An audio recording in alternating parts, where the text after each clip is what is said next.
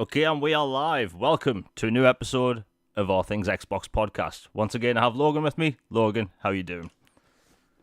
Doing pretty good, Jamie. Um, I seem to be having a better day than CMA lawyers, that's for sure. It's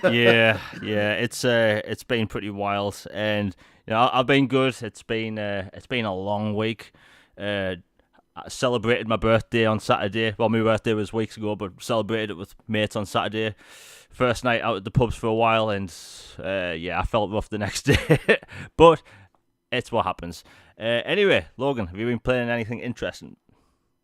Yeah, I wrapped up Scars Above, which is a indie sci-fi adventure game. It plays a lot like Gears and Returnal, kind of Oh mixed a yeah. little bit, and it's beautiful, and like you can tell it's not a full-on AAA like title, but I loved what they were shooting for and aiming for, and I enjoyed the plot and the characters and the world building and the lore they've already established and the mechanics. Like you have different elemental guns, like you get a fire and ice and you know acid and stuff, and then you can get different versions of the guns, like more of a streamer for flame or more of a grenade launcher, and then there's like collectibles and stuff. And yeah, I'm excited to see where they go from here with it, because it's set up for a sequel. It's from Prime Matter, that new publisher, Black Label, that got set up by Embracer Group, I believe. So I very much enjoyed that. I've been a Vampire Survivor, just getting even more achievements on that thing, and started Binary Domain. Nice. Really enjoying it. Very much the Gears Terminator mashup I didn't know I needed. It's hilarious as well. And let's see. Yeah, that's been it lately. How about you, man? I'm happy you played Binary Domain, by the way. I've been advertising that game constantly on Twitter for about 2 years. I know you're their biggest company spokesman, man. Yeah, I just need a sequel. But yeah, I've pretty much just been playing Planet of Lana. Finally finished that a few hours ago. Oh yeah, I beat that too. Uh, Good game. Great game. If people like 2D side-scrolling platforming games with like deep, like very interesting story, if you like Limbo and those types of games, this is that. It's very colorful. It's I don't want to spoil it, but the ending was really good. Uh, if you have Game Pass, definitely play it. If you just like picking up smaller games, pick it up. It's great. I finished it in about 4 hours. I'll get the final time later and I'll post it on Twitter. But great game. I just started the Star Trek Resurgence game. And if people have been following me for a while, they'll know that I'm a sci-fi nut. I love Star Wars, Star Trek, Stargate. I could go on, and I've been waiting. Like, if you're an Xbox fan and you like Star Trek, there's been nothing. We've had Star Trek Online. There was Star Trek Prodigy, which was released last year, and that game looks rough. And I haven't watched Prodigy yet, so I can't really talk about it. But Resurgence is, oh my, it's a return to form for Star Trek. If people like the Next Generation, Deep Space Nine, Voyager Star Trek, this game is for you. It's very much a Telltale style game, but it has more gameplay. The only downside at the minute is that the achievements are broken.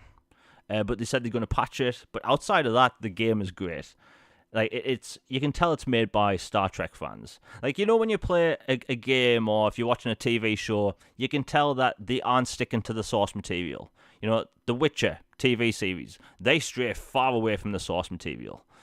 And like Star Wars games, they stick to it. But Star Trek, they stuck to it. They have fans that have, like, within the first few minutes of the game, there's very subtle jokes that you'd only pick up on if you watch like two certain episodes of Deep Space Nine, which blew my mind. So yeah, very good game. I'll post about it again in the future when I finished it. But if you're a Star Trek fan, pick that up. And obviously, I said I wasn't going to talk about Mass Effect today. I've been playing Mass Effect Legendary Edition again. I've almost finished this current playthrough, and I'll be moving on to newer stuff. Anyway, we have a lot of topics to talk about today. And look, I put it out like this. We don't talk about PlayStation in like a negative way on this channel. I complain about Square Enix on a weekly basis, but that's Square Enix. PlayStation have done things in the past that I don't agree with. And this channel is, look, I cover Xbox, I prefer Xbox, but it's not a fanboy channel. And we're going to talk about the PlayStation Showcase today because it affects Xbox fans. Because there was a lot there that Xbox fans are going to play, and we're going to talk about what we thought about the showcase. But we literally have 20 topics, so we're going to have to get going, and we have a lot to talk about. So, where do we go? Okay, now a lot of people listening may have heard about this. The Gollum game released this past week. Now, I personally was looking forward to this because I love Lord of the Rings. Like, I may talk about sci-fi night and day, but I love the Lord of the Rings universe. And I've been wanting more games. I know everyone that loves Lord of the Rings has been praying, clamoring for maybe an open world RPG in that universe. It's prime for it. But we get this Gollum game, and it's set in between The Hobbit and Lord of the Rings, and it's an adventure stealth action game starring Gollum, Smeagol, right? And it looked cool.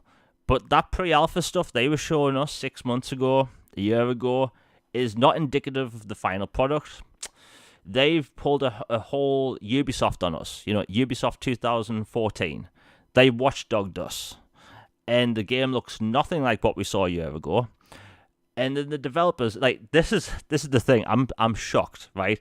Every few months, especially during the pandemic, we've got these still images on Twitter by developers saying, hey, we're sorry for this, the game's getting delayed. We've seen this multiple times, we're going to see it a lot of times going forward. I'm pretty sure at this point developers have the same thing wrote up, just ready to go, and they just pass it along to the next developer and they slap their own PNG of what game has been delayed.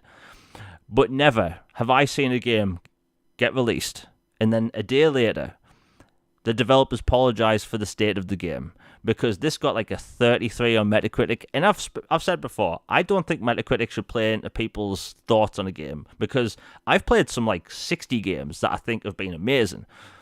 But this game is in a bad state. It's filled with bugs. There's like textures completely missing in the game. And they apologize for the state of it, and people are complaining because they've spent their hard-earned money on this game, and it's a mess. And they said they're going to be dedicated to fixing the game and providing a good experience.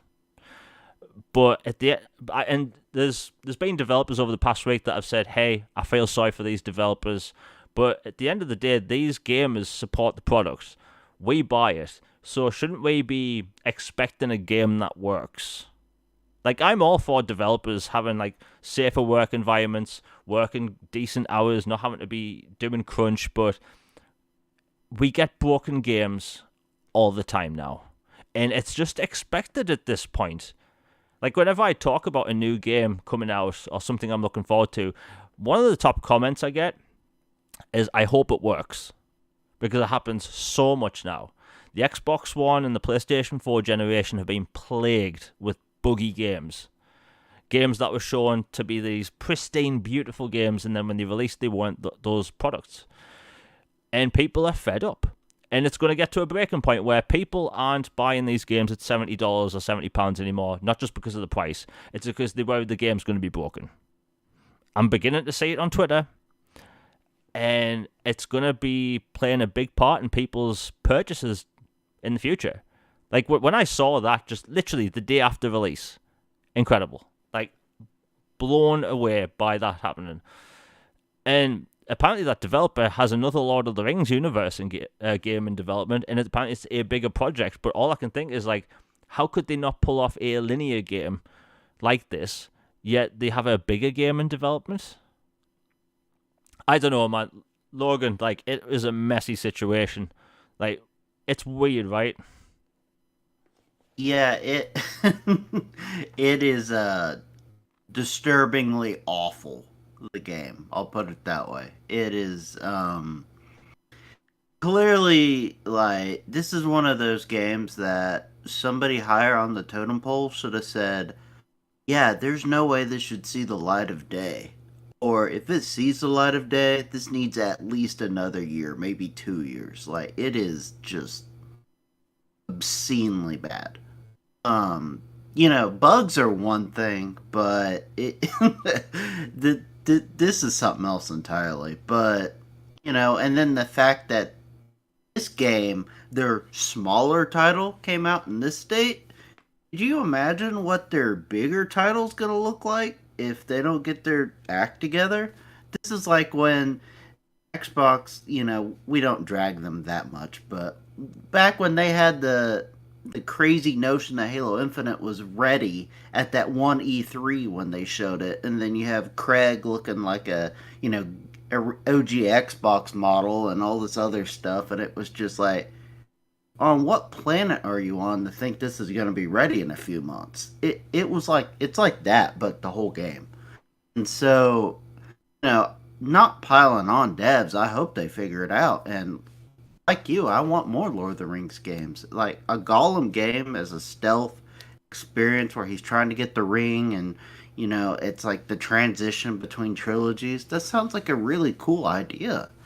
It's clearly not it right now. And I hope they fix it. But, you know, not to sound old, like, old on porch, angry at clouds again, but like back in the 360 gen, and even before that, you'd get a game, you'd put it in, and you'd play it, and it was expected to work, and it just did for the most part. You might get a patch every once in a while. For the most part, it was good to go. Now you have day one updates or day one apologies from the company because the game is an abomination. Like, this shouldn't be expected. And like, I have friends I know who are part of that hashtag never buy day one types because of stuff like this. Like, they're like, I will wait till a game is on sale inevitably down the road because I know I'll be getting the best experience then and it'll be cheaper. Which, now, at first I thought was a little like, yeah, that's a little harsh. But the more I think about it, I mean, I get it for some games, and this certainly does not help that trend. Yeah, I mean, the problem is with all these things happening is that people have less and less trust in developers. Like everyone listening to this right now, and whoever listens to it in future, we can all admit that when we pay £70 or $70 for a game in 2023, a part of us think like, will it work? And that shouldn't be a thing. Like, how is it on the Xbox 360? I didn't experience any of these issues. Out of the hundreds of games during that entire generation on an Xbox 360, and the Xbox 360 was essentially a Mac in a small form factor box. It was PowerPC architecture. How come I didn't get any broken games through that entire generation? From 2005 that started till 2013, I didn't get a single broken game. Yet here we are in the futuristic year of 2023, where we don't have hover cars, hoverboards, but we get broken games. And it's happening weekly now. And we expect that bloody frame on Twitter with, we are sorry. And the funny thing is, I was wanting to do a tier list of best to worst apologies. I might still do that soon, but it's happening all the time.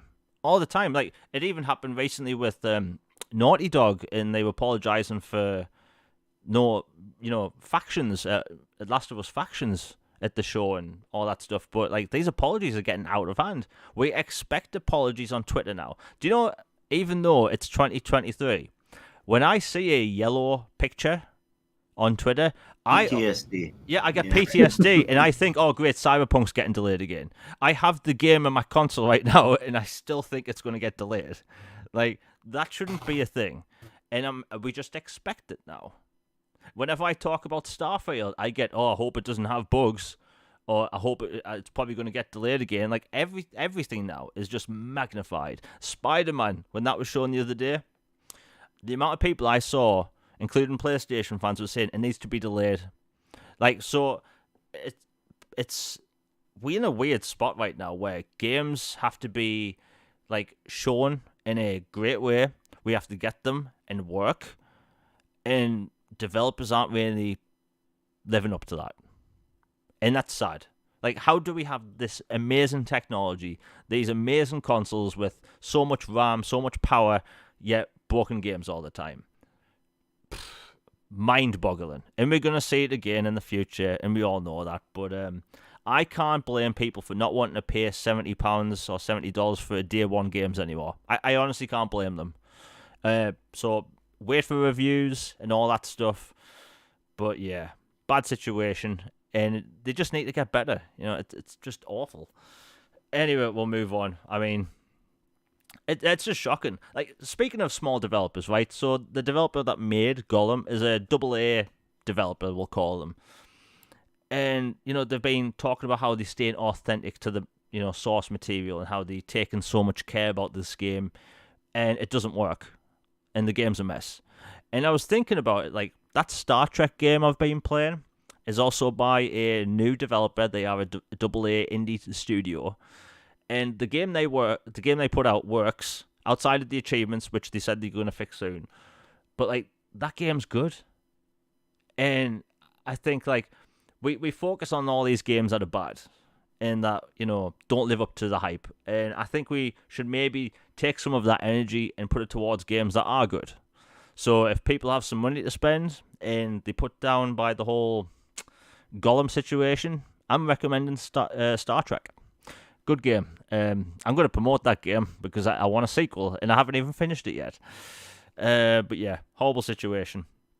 We're just 20 minutes into the show, and we have a crap ton of topics. We're going to cover everything at PlayStation Showcase. If you're enjoying the show, please like, share, and subscribe. Hit that bell for notifications. It really helps the channel out. Super Chat's alive if you want anything read out, or questions or anything, or support the show.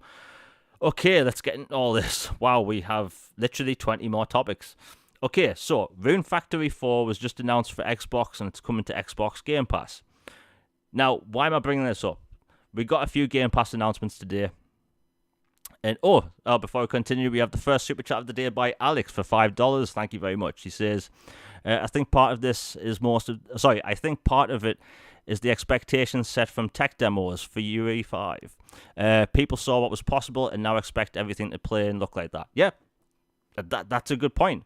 We get these really fancy, intricate demos, and we think that's what we want to see next gen. That is next gen. Like, remember that demo for Unreal Engine 3 with the dude with the cigar? Back in the Xbox 360? Yeah. Like, I wanted a game of that. I thought that technology looked amazing. But we didn't get any games that generation that look like that. And it's happening with each generation. And, yeah, tech demos do kind of raise our expectations for video games. They really do. And you're right about that, Alex. It's a spot on the head. Dot on the head, or whatever the saying is. Anyway, thank you very much for the $5 super chat, Alex. But yeah, so Rune Factory 4. A lot of people have been wanting this on Xbox for a while. I don't really know much about the title, but the reason I mention this is that the Rune Factory 4 rumors a while ago was in a bunch of rumors with the whole Persona rumors. Persona 3 Remake has been rumored to come to Xbox, and it's going to be announced at the Xbox stage, apparently in 2 weeks or a week and a half, whenever it is. I think it's going to happen. The Persona thing has been floating around for a while, and apparently Atlas has been working on 3 or 4 different Persona projects, and considering they have an active fan base on Xbox now, it really does add up that they would put a remake of the third game, which has been rumoured for ages now, on Xbox. And just the Rune Factory 4 thing, like, that leaked the same day as the Persona 3 stuff. So, Logan, what do you think of that? Because, like, while I don't know much about Rune Factory, I'm seeing some excitement about it on Twitter, that rumour came out the same day as the Persona stuff. Yeah, Rune Factory is actually an interesting series. It's kind of like a Harvest Moon mixed with JRPG kind of monster dungeon crawler, kind of like a whole bunch of stuff thrown together, like Stardew Valley, but like blown up and JRPG-ified, and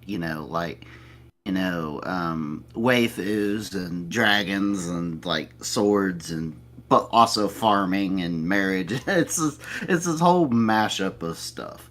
So it's really interesting, and the fact that it came out same leak as the Persona 3 remake really adds even more credence to the idea that that's legit. And yeah, I really do think Persona And Japanese games in general are going to have a pretty noticeable presence at the Xbox show.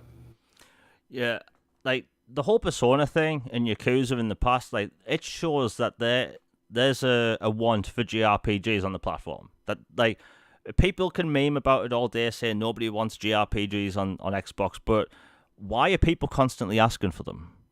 Why is Sega continuing to bring Yakuza games to Xbox? Like we've seen this over and over again. Like the studio that owns and makes the Yakuza series, they have an event just after Xbox next month, well, a week and a half or whatever, and we're going to see games there announced that are also going to come to Xbox. So, like, people will buy and play JRPGs on Xbox. Like, Yakuza Like a Dragon didn't launch in Game Pass. People keep saying it's because of Game Pass deals, but that game apparently did well on Xbox. They're bringing more games over.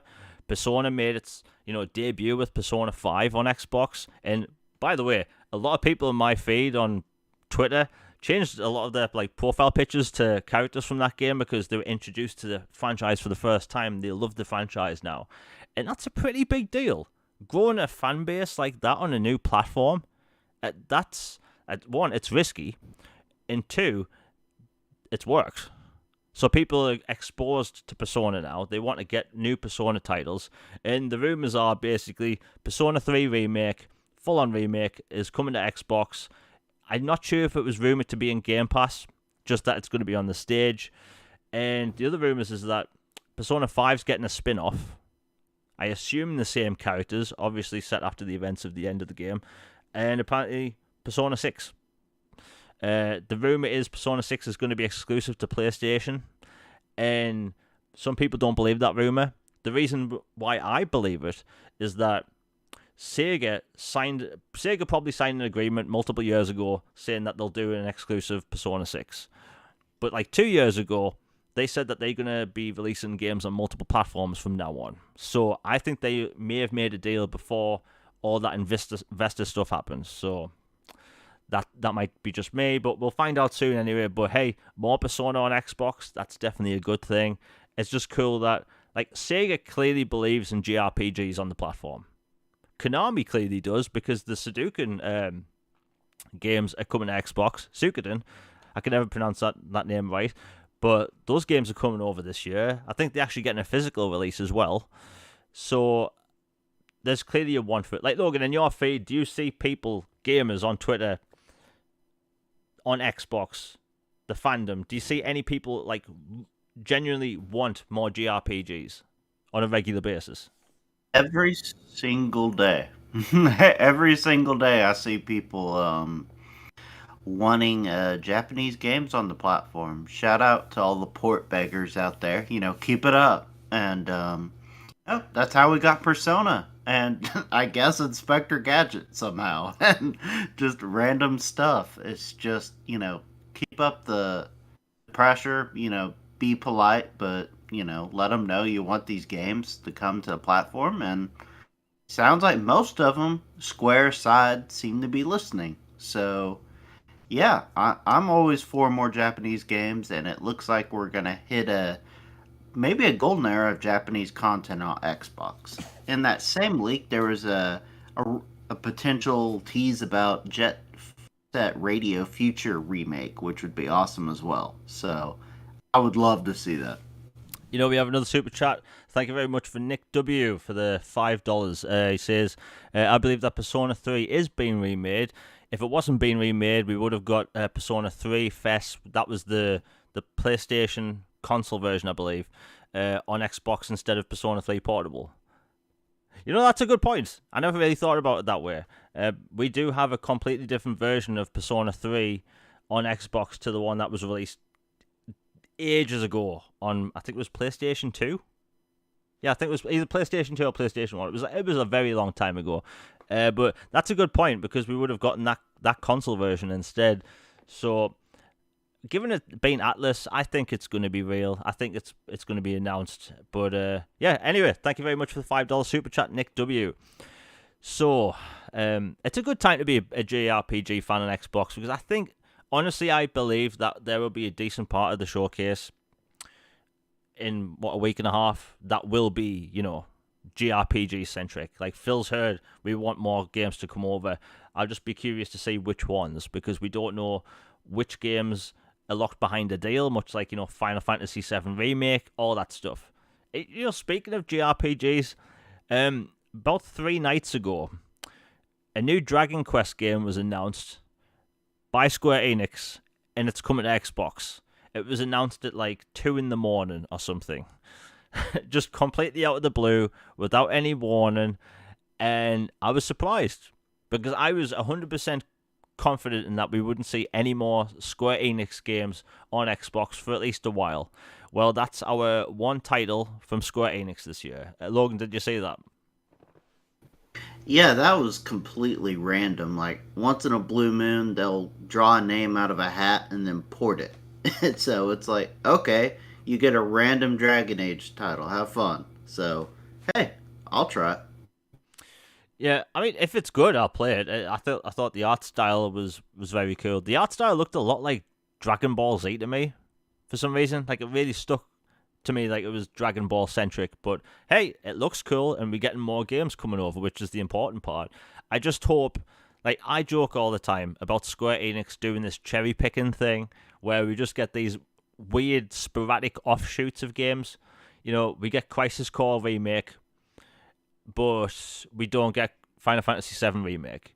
We get that Dio Field Chronicles, whatever it's called, but we don't get. We don't get that the Final Fantasy Pixel remasters. That is the big shocker to me, by the way, that they put those Pixel remasters on Kindle Fire tablets, but not Xbox. Like, please, someone on Twitter, show me the Kindle Fire tablet fan base that were port begging these, because guess what? I bet we've port begged more. Like, I see Xbox fans, myself included, port begging those Pixel remasters. Like, it can't be that expensive to port 35-year-old Final Fantasy games. Like, come on, be better than that.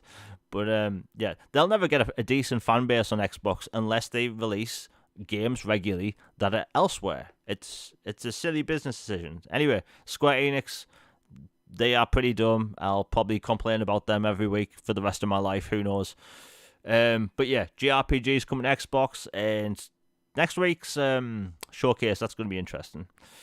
Okay, Diablo 4. Diablo 4 releases in a few days. It's arguably going to be one of the biggest games of the year, and the Metacritic scores just came out today. And on Xbox, it's holding it at 92. I believe on PlayStation 4, it's 89 at the minute. Either way, it's a highly, highly well-reviewed game at the minute. And I'm not surprised. This game has kind of got what people wanted from Diablo 3. Diablo 3, when it came out, it was buggy on PC. People couldn't connect. Like, there was memes about it. But to me, it had this like very colourful art style. It didn't feel that grim, even though you're meant to be in a very grim setting with grim storylines, but it was colourful. Well, this game is grim, but it plays great, it looks amazing, your custom character actually shows up in cutscenes, and to the rest of gaming, that doesn't seem like a big deal, because it happens all the time. But for Diablo, it's a massive deal. Like, all your armor, all those pieces you may like set up in that, like, everything is shown in those cutscenes. And it's an amazing game. I put like 12 and a half hours into the beta. Beautiful game. Plays incredible. It's going to be 4K 60 FPS on Series X as well. But yeah, it's getting great reviews. Logan, are you interested in it? Because I know you said you've never really been into Diablo.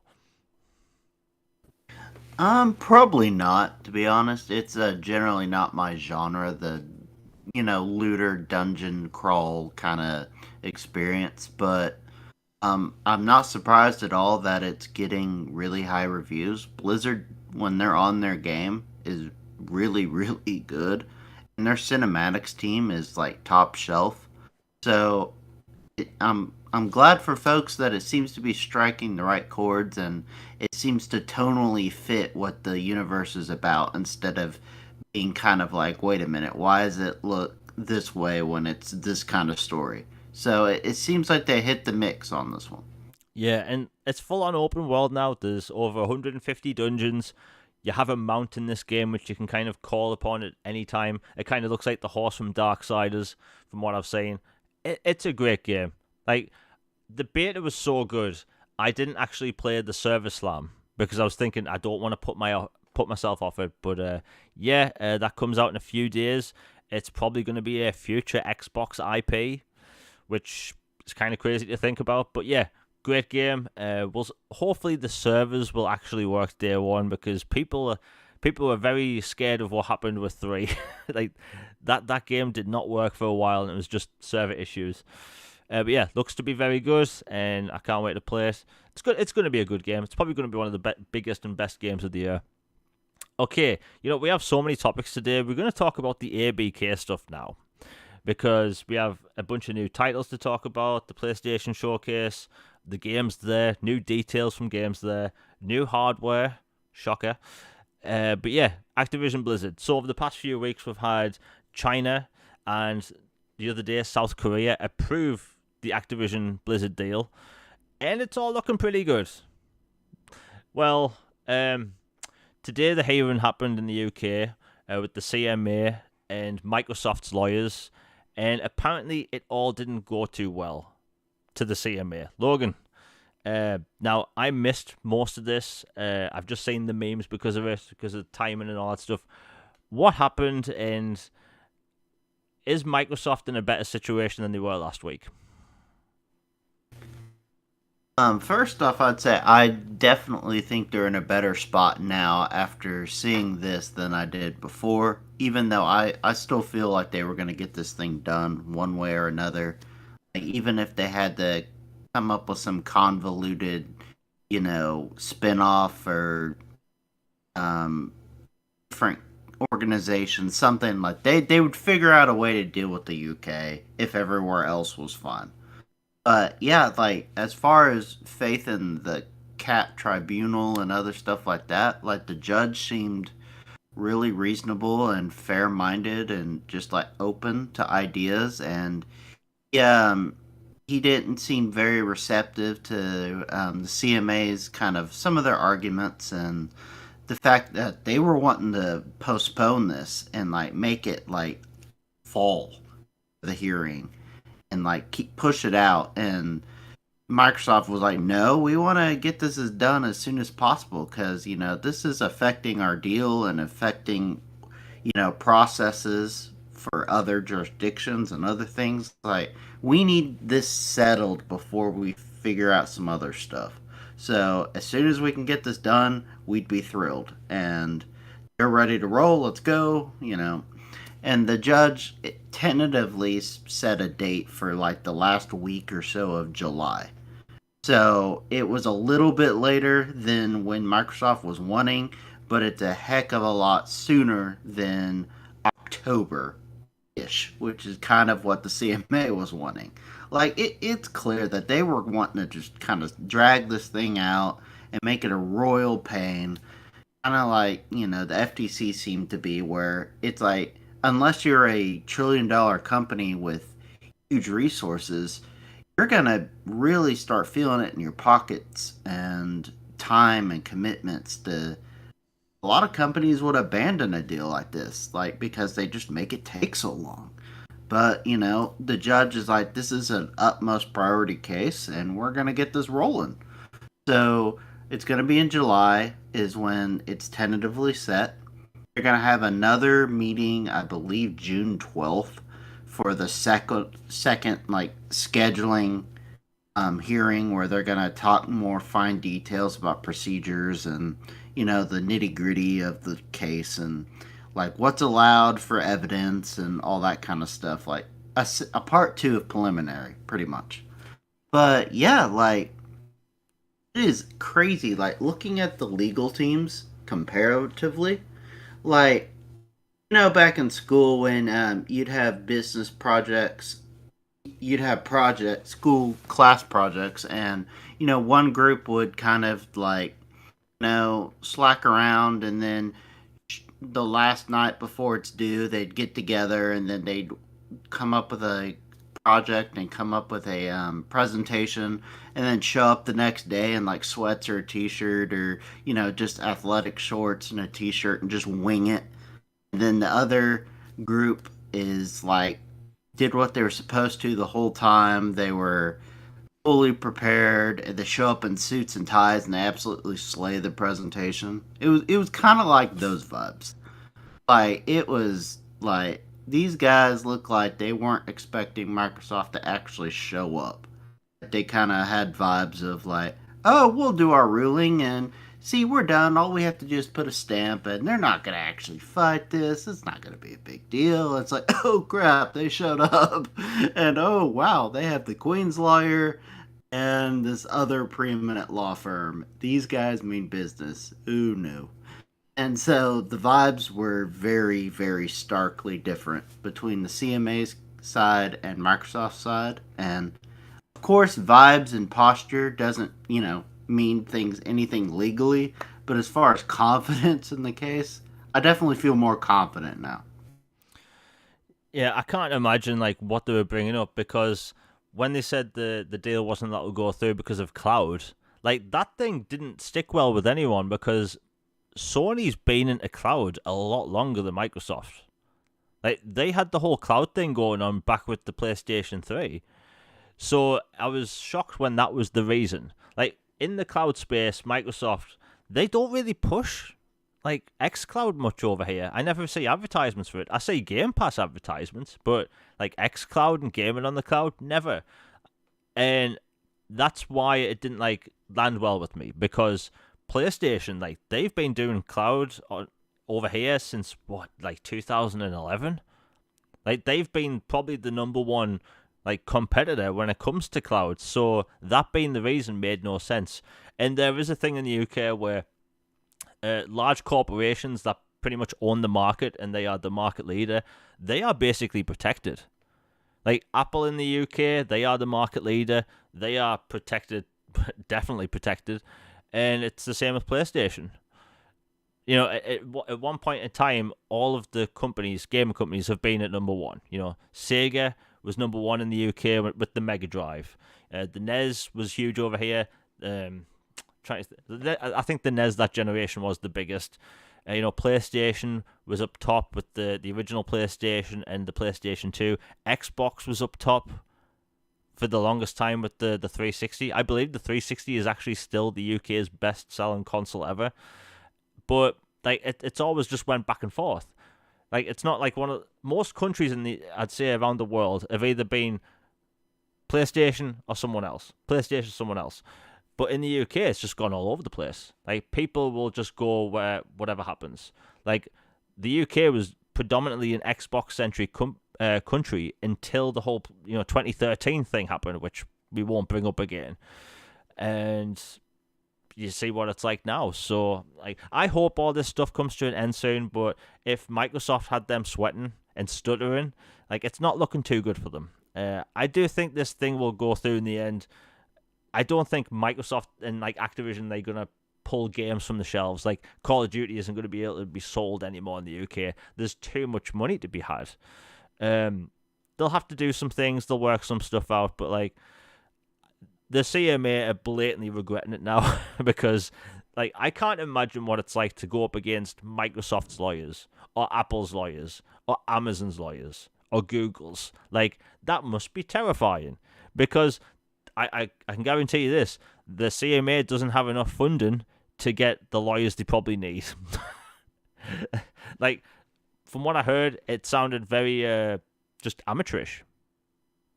But hey, I mean, if the CMA is getting cooked live, I have no problem with that. The fact that they stopping me from playing more COD games and Game Pass, they're on my list. But hopefully this whole thing's over soon. I just regret last year saying this thing will be over by summer. How wrong was I? Like, that will stick with me for years because every bloody week now, CMA, FTC, CMA. Hopefully it's done by the end of the year. Logan, do you think this whole thing could be done by the end of the year? Well, I think there's a good chance, but I would say there's a realistic chance it might stretch early next year. But personally, I think it's done this year because there's going to be a brief little overlap, it seems like, between assuming it goes as scheduled with the CAT tribunal and it's last week of July, and then they're already scheduled to go to the FTC's little in-house court in August. So presumably there might be a little overlap, and who knows how long the FTC thing is going to last, or if the tribunal goes well for Microsoft and they get that done, they could just show up to the FTC and say, you know what? Literally everyone in the world but you has said yes. We're closing this now. Sue us. And then they could try to sue, and then the federal government could go, yeah, what are you thinking? This, you have no ground whatsoever for this case. We're just letting it go. Or they could get an injunction, and then it could drag out. It depends on what hypothetically the U.S. court system and everything would decide. Because if they do it as many think they would do it, they would go like, this case has no merit, go through. Or they could get an injunction, look at it a little bit more, and then go, okay, yeah, no case here, it goes through. Or they could go, you know what? We don't want to show them up, we'll take it to court anyway. And then it could drag on for a while. But at the end of the day, I think even worst case scenario, if it went to court, I still think their case is so much vastly superior to the FTC's legally, logically, feasibly, politically, looking around the globe, global economically. It's hard to justify the case on so many levels. Where I think it gets done. I think it gets done this year. But don't be shocked if it is like a quarter 1-ish of next year getting it done. Man, it's I hate covering this topic all the time. I'm pretty sure everyone listening is sick of it, but we kind of have to, because when it all goes through, it fundamentally changes everything. At the start for Xbox owners, not much really changes. You're still buying the Activision games you buy now, but things will drip feed into Game Pass eventually, and then years down the line, we'll probably see. I don't know. I keep pushing for this, a StarCraft game by the Coalition, endless possibilities basically. And honestly, I would like to see more games from Activision outside of Call of Duty. They have so many studios making games, which should be making other things. Who needs Singularity? Yeah, Singularity 2. I need that. Who has 20 studios making COD maps? And this isn't like the 360 days where they advertising a new map pack every other month or so. I never see anyone talk about maps about Call of Duty, yet they have all those studios making more content. It's wild to me. But before we get into all the juicy stuff that was happening last week, I'm going to quickly go over the games that's just been announced to come to Game Pass soon. So here we go. Chicory, A Colourful Tale. It's a top-down adventure game. Looks very colourful. Yeah. Next we have Far World Pioneers. Now this game, it looks a lot like Terraria, but you can also travel to different planets, make spaceships, make mechs, farm, do things in co-op. It's a pretty wild game. You can have up to 32 players in an instance, which is pretty cool. Car Mech Simulator 2021. I'm all for these simulators coming to the service because one day you will find something that you will find ridiculously relaxing. Like Logan, you like that cleaning game, right? These relaxing. Oh yeah, I'm a power wash junkie. I love that game. And speaking of which, the Warhammer crossover was not something I expected, and that looks super fun as well. Yeah, speaking of that game, they have the craziest crossovers. There's this game where you can clean stuff. So they announced, you can clean Midgar and the bike that Cloud rides in Final Fantasy VII. Oh, by the way, you can clean the pineapple from SpongeBob SquarePants. And now Warhammer 40k. Why not? I just hope they put in the Normandy at some point. I want to clean the Normandy. The Ebon Hawk and all these, please. Yeah, like they could do anything with that franchise, but that's good that they have like so much support. Anyway, back to the Game Pass stuff. So, Car Mechanic Simulator, it looks cool. Like you fix cars, like not much else to it. Slayer's X Terminal Aftermath Vengeance of the Slayer. Now, that is the longest name ever, and basically, it's a, how should I put it, Duke Nukem 3D game. Like, it's very much a Duke Nukem 3D style game. So if you like that era of shooters, boomer shooters, it's very much like that. There's the big con, Amnesia, The Bunker, which looks very good. If you like first-person horror games, that's going to be scary. Hypnospace Outlaw, that's finally, I think that's been on Game Pass before.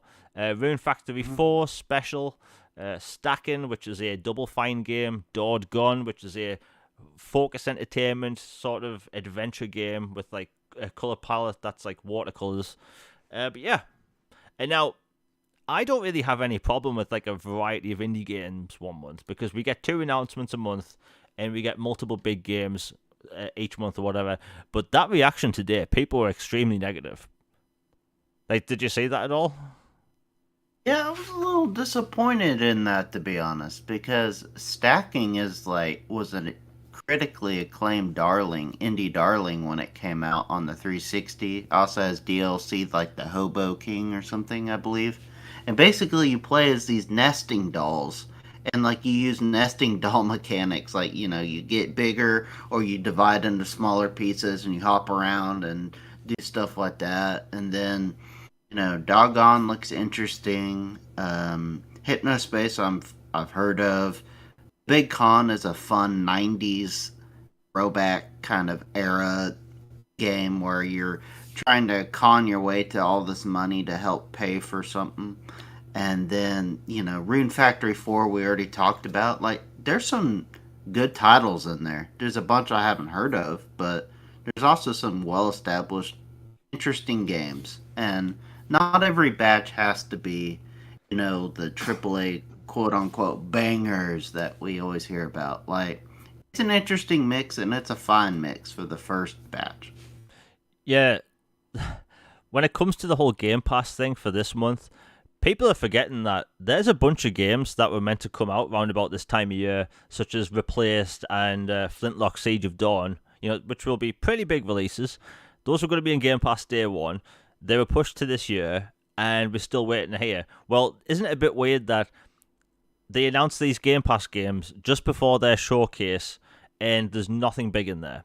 So I think that they got some stuff to announce during the show for Shadow Drops, because people love Shadow Drops. And I think they've done that in the past with, Game Pass releases. So if people are disappointed by today's list of games, maybe try some out. Open up your horizons, play, there's some really good games out there. There's a game in Game Pass which came out in September last year, and I will always talk about this game because of how good it is. It's a Hard Space Shipbreaker. Play that. If you're looking for something new to play to the next big game, play that. It's very good. You tear apart spaceships and you salvage them in Zero G, and it's amazing. It's arguably one of the best next generation games, which no one talks about. Anyway, so we have to talk about the PlayStation Showcase because, a lot of us here listen to the show, listen to this afterwards. We will get to play a lot of those games. But I also want to talk about Xbox Showcase. Yeah, it was a secret Xbox Showcase, but the reception of the show we're going to talk about later. We're also going to talk about the media's reaction to the show, which was hilarious, by the way. Tweets included. And we're also going to talk about the hardware and basically what we thought of the overall presentation. But I've got literally the list of the entire showcase here, including which ones are coming to Xbox. Oof, this is going to be a long topic. But before we get into the topic, if you enjoyed the show, please hit like, share, and subscribe. Hit that bell for notifications. It really helps to grow the channel, obviously. Super chats are live if you want anything read out or questions or anything. Anyway, so that PlayStation Showcase was advertised about a week in advance, and they said it was going to be just over an hour long, and it's going to feature first and third party content and some VR stuff. And now, at the opening of the show, Jim Ryan came out. He wasn't lying and he wasn't crying. And he seemed excited. He seemed really excited about what they were going to show. And I was thinking, wow, they must have something amazing. And bear in mind, and I know everyone listening right now is saying this, Logan, did you notice for about a week before the show came out that the PlayStation fans on Twitter and the PlayStation content creators were overhyping this thing like it was going to be the best thing in the universe? Like Elvis was going to come back to perform a new song from The Last of Us Part 3. Like everything, like new Uncharted's, new Last of Us games, like they put this thing on such a high pedestal based on, wait for it, nothing. It'd been 600 days since the last showcase, so this is going to be the best showcase in history. Did you see any of that, Logan? Oh yeah, you had people cosplaying for the show. You got people, I saw that. You've got people talking about, oh, there's going to be acquisitions, bomb, bomb, bomb emojis, flames, or this is officially the death of Xbox, and like just all these people just going on and on and on about like, oh, Jimbo, he's been cooking. There's gonna be something big happening, and oh, we can't wait. And this random insider who claims to be an insider said this, so it must be true. And like all this is gonna happen, and then lo and behold, it is a showcase that is essentially a third-party showcase with a few first-party cameos. In essence, it was a multi-platform show, but with a few cameos. And I mean, there's nothing wrong with that. But I understand being royally ticked if I was a PlayStation only person, and I had waited basically 2 years for a showcase, and you show up and you get some CGI trailers that don't really explain much for new studios you've not really heard much about, and you get some PSVR stuff thrown in, and then factions is we will talk about what's in everything. Yeah, we will talk about what was there and what wasn't there, because I don't want to spoil the show this far in advance, because we have a long time to go for this. Like I've got this list here, and there was a lot of stuff shown there. You know what? Let's get into it. It's going to be a bit spicy. And once I've listed everything off, I'll talk about which games are coming to Xbox, the details of these games, and also the reactions from the show, the hardware. Anyway, exciting. So, they opened up the show with a game called Fair Games. Now, this is by Haven Studio. And, oh, by the way, before going to the show, I noticed that these fanboys, fans, creators, whatever, they were listing every studio PlayStation owns and just assuming they were going to show something amazing for some reason. So anyway, Haven's new game, Fair Games. Now, as soon as I saw this game, it reminded me of a game I used to play a lot, and it looked exactly to me, and I want to know if anyone in chat actually thought of this. It looked a lot like Watch Dogs Legion. You have these like retro synth-inspired hipsters wearing masks and shields and, funky haircuts. And all I could think is, why does this look like Watch Dogs Legion? They've got the masks with the lights on. This isn't a Dead Mouse concert, so why are you wearing that? But, yeah, it looked a lot like a Watch Dogs Legion game. And the thing about that look is that people hated that look in Watch Dogs Legion. Like, hated it, which surprised me a lot. Oh, anyway, we have a new super chat by Nick W for $1.99. The PS show was very mediocre. I was going to give I'll give my whole thing at the end of the show when I finally talk about the games, but you are right. It was mediocre in the sense that, like, it was overhyped beyond belief. Like, I'm still going to list everything, but, like, it was overhyped unlike anything I've ever seen. Like, people were saying GTA 6 was going to be there. Like, everyone knows Rockstar does their own thing. They don't need to be in anyone's showcase. They don't need to be there. Like, I've never seen a showcase this hyped. Ever. I remember E3 2010. There were rumors back then that Microsoft was going to announce a new console. Didn't happen, but like there wasn't that much hype about it. That was a weird time for E3, but I've still never seen E3 this hyped ever, or any showcase. But yes, anyway, thank you for the 199 super chat, Nick W. But yeah, mediocre. The games shown just feel weird, and I'll continue with this list because Logan, what did you think of Fair Game with a $sign at the end? Honestly, it wasn't very impressive to me, but to be fair to them, it's their first game and it's a CGI trailer and it's their first game as a new studio. I mean, it seemed kind of very Ubisoft, like you said, and Jade Redmond is head of it, so that makes sense. She brought with her a whole bunch of Ubi devs, so it kind of Payday and Watchdog mixed vibes, but to me, I don't know. It's not my thing, but hopefully it finds its legs. Yeah, I was shocked when I found out that was Jade Raymond's studio. Like, if you've played any of like her Assassin's Creed games, you know that they can come up with really interesting characters. So that game felt a bit weird, but it is a live service multiplayer game. It looks like a typical 3v3 or 4v4 game, maybe with a bit of Payday in there because they were hacking a vault. So who knows? Anyway, the next game they had was Helldivers 2. Again, started with a CG cinematic. And by the way, we had 2 CGI trailers now.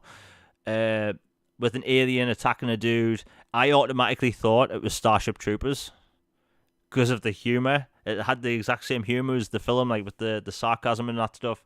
It's now third person. And honestly, I thought it looked pretty cool. Like, I always wanted to... I put it like this. When I get a PlayStation 5 at some point, like, I plan on getting Helldivers because I think it looks cool. It's a twin-stick shooter where you obviously shoot aliens and stuff. I think the game looks fun. Obviously, that's going to be another live service title. I liked it. People have been losing their minds this past week. And believe me, when I've listed all these games off, I'm going to go about how the media's talked about all these games, including people from certain individual websites. But yeah, Helldivers 2. I thought it looked cool. What do you think, Logan? Because I never played the first one, but I thought it looked interesting. Yeah, I have the first one and I enjoyed it. A fun twin stick shooter, kind of like a game that would work mobile or on console. And like you said, for the second one, they're changing the view and like the game experience a little bit. The humor's there. It looks really fun to me. It's definitely one I'll pick up for my PS5. Yeah. I've just noticed Hacky Sacked said in chat whenever Jamie sees sci-fi, he can't help himself. Look, I love sci-fi, and I'll admit, like, as a gamer, I'm sick and tired of like every bloody game announces fantasy. Oh, look, a new fantasy game. And I just die inside of it. Like, give me some sci-fi. I want some alien planets. I want to shoot some aliens for a change. Give me some sci-fi. Like people have been, before I continue this, people have been going on about, like, what's the most anticipated thing that you want at, Microsoft Showcase. And the best thing I can come up with is a third-person sci-fi shooter RPG. I want a Mass Effect clone. Like, I need more sci-fi games. Just, I'm sick and tired of fantasy. Anyway, that's a rant for another day. They showed the trailer for Immortals of Avum. It's a first-person shooter magic game. I've talked about this on Twitter before. I've talked about this on the show.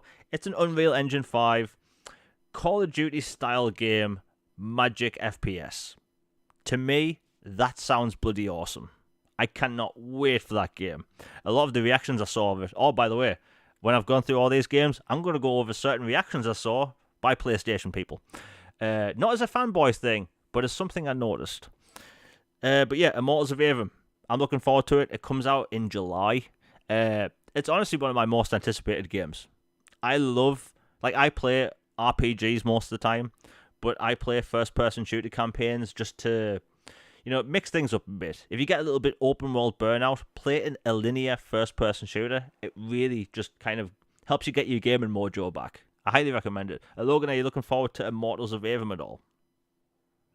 Yeah, that game looks sick. It looks kind of like what I'd imagine a modern Hexen to play like. It's like a first person shooter but with magic and dark and grim and just like over the top spectacle, and like I'm looking forward to it definitely.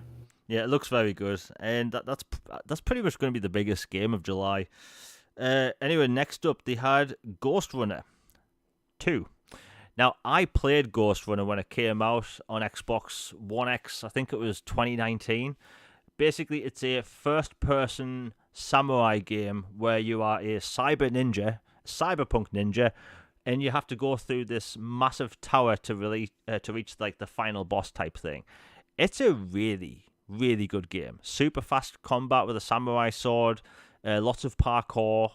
It's an extremely difficult game. Like, really difficult. In that game, you have like a laser grappling hook thing, but it was super hard. And in this game, you also have a motorcycle, so there's going to be set pieces, and there's going to be levels including a motorcycle, which I was like, I need this game. I knew that game was Ghost Runner 2 the second like I saw the mask. I was like, oh, this is Ghost Runner 2. And yeah, I thought that looked good. I really did. Also, by the way, those past two games I mentioned, Immortals of Aveum and Ghost Runner, are coming to Xbox. So that's 2 out of 4. We have a long way to go. Logan, did you play Ghost Runner 1 by any chance? I have it in my backlog and I have DLC for it and everything. It looks super fun. The whole cyberpunk ninja samurai parkour mechanics and abilities and just frenetic like Mirror's Edge type gameplay seems really appealing. So I'll definitely check out the sequel too. Yeah, it's if you take Mirror's Edge, Cyberpunk, mash them together, and a samurai sword. That's the best way to put it. It's a fun game. Very difficult, but very fun. Super fast combat, and the combat in the sequel looks even faster, which surprised me. But yeah, again, Ghost Runner 2 coming to Xbox. And I'll post more screenshots later because I've got a bunch of them. The next game they announced was Phantom Blade Zero. This is a samurai style game. Honestly, when I first saw it, I was thinking, is this a Bloodborne? Is this like how should I put it? A Souls-like. Hard to tell, but super fast-paced action. When the show was live, I actually missed this announcement, but it looks really cool. It's made by a new Chinese studio, and yeah, it was gorgeous looking game. Super fast-paced action. Logan, what do you think of that? Because that got a lot of people's attention. Yeah, that game looks right up my alley. Like the whole folklore and combat and the, Oni or yokai and just the frenetic pace of it looks awesome. And the fact that, people asked about it like, "Hey, is this an exclusive or not?" And then they're like, "Well, actually, we don't currently have an exclusive deal for it. So if you want it to Xbox, ask." And lo and behold, a lot of people want it. Yeah, like before I continue the list, Xbox fans should not have to port beg third-party games if there is no deal in place. Like that is wild. Like we did that for what? Inspector Gadget, the video game, and it was Oh announced my god. 12 hours Yeah. later or something. But for this, like, hey, it looks good, but there's been some concern about it, whether it's a real game or not. As we've seen in the past, a game will get announced. There's been some Chinese games that have done this where the game will be announced, it'll look gorgeous, it'll look stunning, and then we'll either never hear from it again, and when we do, it looks vastly different. So the day before, looks incredible. Everyone was like, "I want this game." It was the most. It was the most wished for game on Steam, right? And the game we saw a few months ago doesn't look like that. People don't know if it's a real game or not. There's that game on PlayStation 5 that's meant to be coming out, Abandoned. That game, I forgot about yeah, that. as did everyone, and that game just didn't look real. They never showed anything. Whenever they were asked up front, "Hey, is Kojima working on this?" they never said no. That was the big thing for me. Like the fact that they just never came out and said no.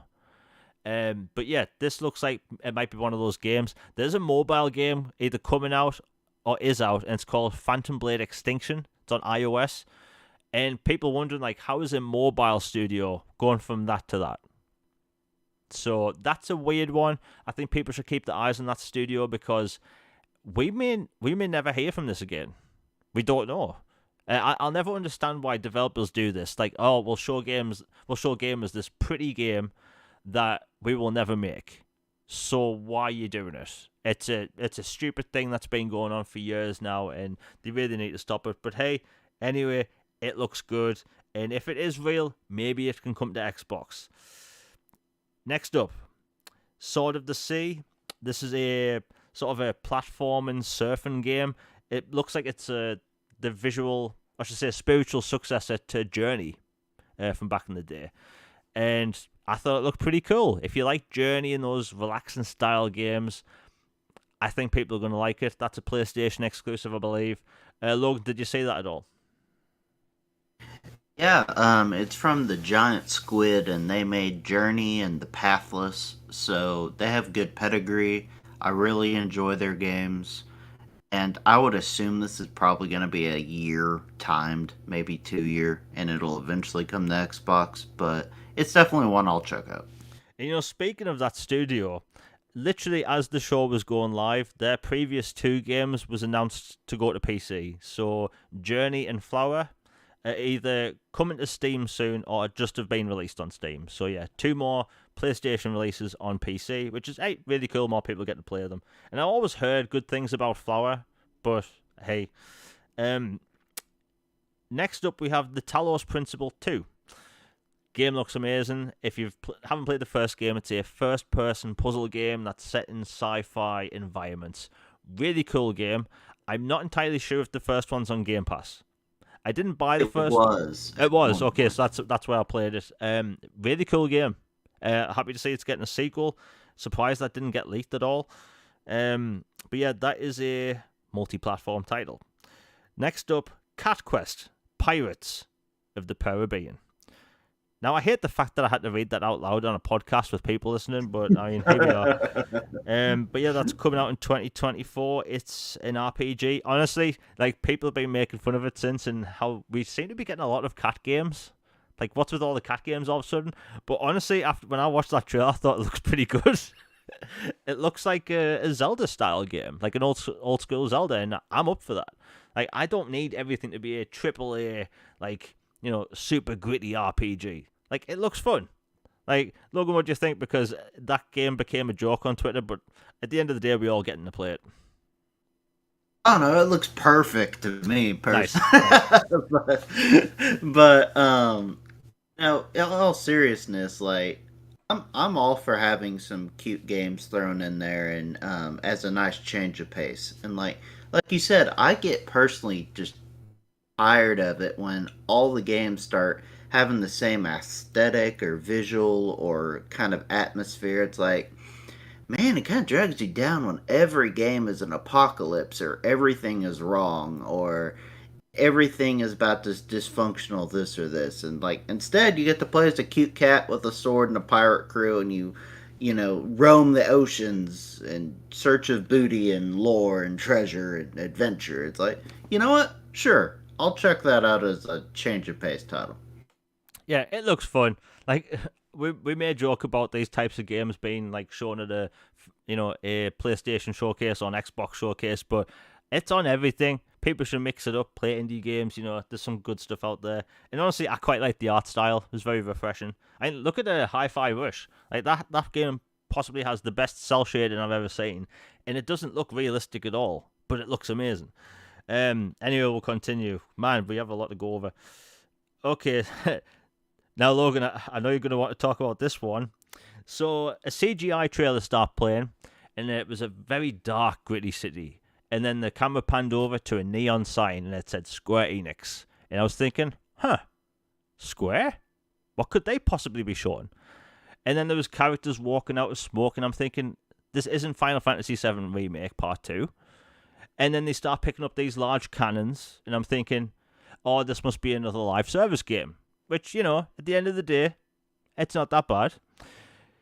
And then all these lights came on, and then they start shooting these cannons. And what was coming out of those cannons was foam. Bubbles. And as the trailer was going on, I'm thinking, what is this game about? And then it showed gameplay. And my jaw hit the floor.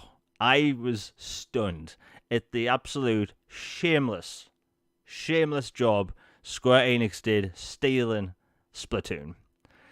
Shameless. I've never seen a game ripped off so hard. Like, we all know, everyone listen to this, you don't piss off Nintendo. You just don't. You're good with Nintendo because you could go to prison for life just for looking at them in the wrong way. And then Square Enix, of all companies, literally rips off one of their big multiplayer games. I couldn't believe my eyes. Couldn't believe it. And the fact that they had Persona 5 style music, I was thinking, what are they doing? Foam Stars. By the way, that name just sounds bad. It sounds too close. Yeah, that sounds like a title maybe not for everyone. yeah. It sounds like a different word almost. It sounds like it shouldn't be a name of a game, but yeah, that's a live service game. They're probably going to shut down 5 months after they release it. Shameless, absolute. Like, I rant about Square Enix, and bear in mind, I've been looking forward to talking about Foam Stars all day, waiting to tear them a new one because they're ripping off Nintendo's multiplayer games. They sold off Tomb Raider, Legacy of Kain. They sold off their studios like Crystal Dynamics, and they sold off Eidos Montreal, and they come out with Foam Stars. Foam Stars. Shooting foam at each other. Taking a bubble bath. You know, what is that? Like, I've been to foam parties before, and this is like what the hell are they doing? Bear in mind, foam party, all you do is drink on a dance floor when there's foam. But this did not look entertaining, and I'm just shocked that they ripped off Splatoon. I put it like this: I play Fall Guys with my mate and his partner, and we were playing the night afterwards, and she said to me, she was like, Jamie, did you watch the PlayStation showcase? And I was like, yeah. I was like, what did you think? And she's like, yeah, I thought some things were okay, some things I didn't. And then she said, did you like Splatoon? She only got into gaming about a year ago, and she knew that was a rip-off. Like, that's how shameless that was. Logan, what do you think? Because it was Splatoon, but with Fortnite. It didn't even have the charm of Fortnite. It's like the Splatoon at home, basically, or the Wish Splatoon, or the Dollar Tree Splatoon. It's like, well, this game seems to be popular and has a certain vibe and aesthetic. Let's do that, but let's do it the bare minimum version of it and slightly change it a little bit, make it not so, whatever. It just, I don't know, man. It looks like I don't think it's going to be a major hit, but who knows? Maybe I'm wrong. I just don't trust Square with their whole, how should I put it, games as a service thing. Like, we saw that with Babylon's Fall, and this, like, I don't see there being a market for it. Like, if you want to play Splatoon, you'll play Splatoon. Like, look at Nintendo's games. They sell millions, right? And notice the clones of those games that go to Xbox and PlayStation don't sell as well. So if you want a kart racer, the de facto kart racer is Mario Kart. The kart racers on Xbox and PlayStation don't sell anywhere near as well. Why? Because they aren't as good. That's just it at the end of the day.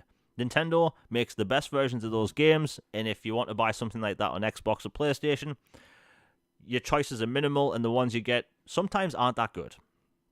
But yeah, Foam Stars, like, I can only manage how they're going to monetize that game. Like, microtransactions. NFTs, baby. Yeah, NFTs, my God. NFTs. If I see... By the way, notice there's no talk about NFTs anymore on Twitter. Like, no one is talking about NFTs. It's beautiful, really. But yeah, Foam Stars coming exclusively to PlayStation, apparently. We're not missing out. Anyway, next up, they showed off Teardown. It's a brick blast and destruction game. Now, I've actually been following this game for a while because it's on PC. You require an extremely powerful PC because of the way lighting works and the destruction works. It looks incredible. A lot of people thought it was Minecraft because it has that blocky thing going on, but you have these buildings that are just made of like tiny cubes, and you can just blast through like areas and stuff. It's a really interesting game. That game's also, excuse me, that game's also coming to Xbox, and yeah, you blast things with cubes. Like, fun game. Logan, did you see that at all? Yeah, it looks like a fun time to me, and I'm glad it's multiplat. It's probably not a day one like top of my agenda game, but it looks like one I would try down the road. And yeah, that's coming to Xbox, and hey, I think it could be good. I think they said it's coming this year as well. So, I mean, if you have a PC, it's already there, and yeah, I'll be wondering if we actually see some of these games on Game Pass, because Microsoft does seem to like to put those creative like styled games in Game Pass. So who knows? But yeah, Teardown coming to Xbox as well. Next up, and this is a big one, Metal Gear Solid 3. I should say Metal Gear Solid Delta 3. Snake Eater. Now, it was obviously a CGI trailer, let's be honest. And I thought it was cool. I think not many people have noticed it was Metal Gear as soon as I did, because I've played Metal Gear Solid 3 a lot. And it basically starts off showing you a camera up close to ants, and then up to a dead frog, and then a bird picks up this frog and goes up in the air. Well, I noticed immediately, in the distance in the sky, there was the Shago Hod being carried in the air by a few choppers, like right in the distance. And I was like, oh, that's Metal Gear. No one picked up on that, apparently. But yeah, the camera panned down, bird landed on a branch or some crap, snake came out of the water, I mean a snake, and then a crocodile went after the snake, then the snake went after the crocodile. Anyway, skip forward a minute, the camera shows Big Boss. Now, I love Metal Gear Solid. Right. Actually, before I go into the details, Logan, what did you think of the trailer, and are you looking forward to it? Yeah, I'm looking forward to it, and but I have to say it was kind of like a that's it, like just this little tease for Metal Gear after all this hype and all this hubbub about this remake and all this is happening, and you just do this little token gesture CGI trailer at the end of the showcase. I don't know. It felt a little off to me. Yeah, it was strange. And here's the thing. Apparently I say here's the thing a lot. I apologize. It's just how I transition crap. So, I love Metal Gear, and I want to put this out there. As soon as the show ended, and bear in mind, I'm still going to go over the rest of the list of games. I've played Metal Gear Solid 3 a lot. I've no-lifed that game many times. And when they put out the 4K resolution photos, I noticed things. Because, so, when we get a remake of a game, there's different styles of remake, right? There's the Final Fantasy VII style remake, where they take the base same story elements, it has completely new gameplay, completely new cutscenes, new voice acting, literally everything new. The only thing that's the same is story beats. Then you have the one that's like Resident Evil 2 Remake, where they take the same game, give it amazing new graphics, more content, and it is still a new game, but beat for beat, it's still the same game, much like Final Fantasy VII.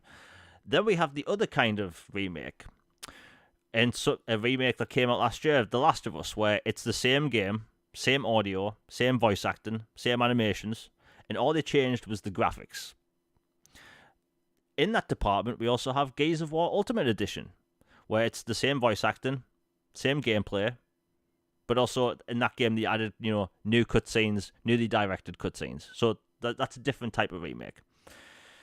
Right, so after seeing these screenshots, I noticed things. Like a specific cave was the exact same shape as the cave in the original release. A certain railing is sticking out the exact same way as the original release.